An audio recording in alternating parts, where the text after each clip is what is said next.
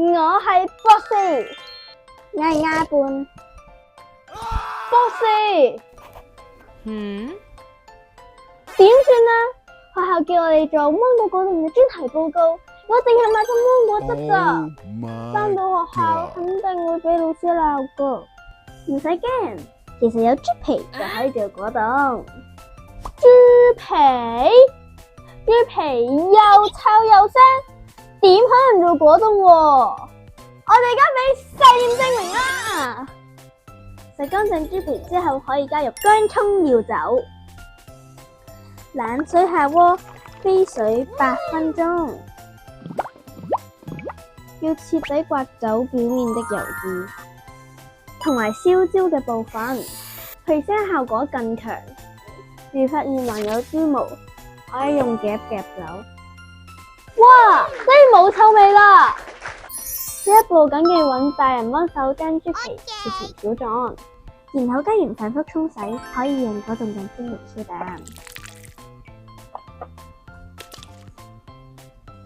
而家我哋用隔水蒸嘅方法加熱豬皮2個鐘。豬皮裏面嘅膠原蛋白係3股螺旋層面結構，加熱後輕易變裂，螺旋鬆開發生熱變性，變成可用嘅明膠溶液，湯就會變得粘稠。哇，咁似鼻涕嘅，係咪黑暗料理㗎？過濾黏湯，我哋需要準備嘅材料係芒果汁、黏湯、糖水。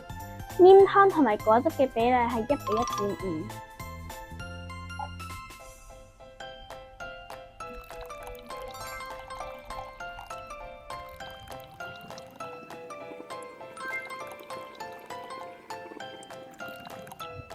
攪拌，倒入模具，放入冰箱30分鐘。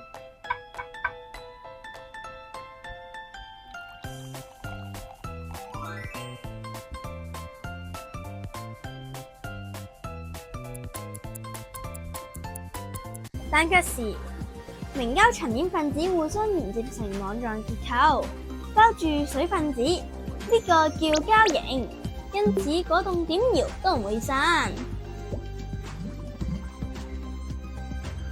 鼻涕甜品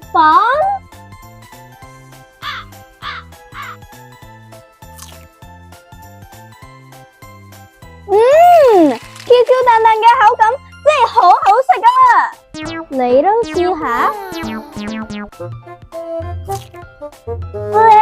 好辣啊！哈哈，你俾我整蠱啦！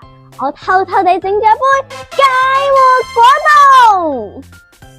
科學原理冇變，只係變咗地獄料理。考考你哋，仲有咩食物係靠住明膠原理 Q Q 彈彈嘅呢？我知，係布丁同埋肉凍。答啱一半，仲有軟糖同埋豬腳凍都係運用明膠原理。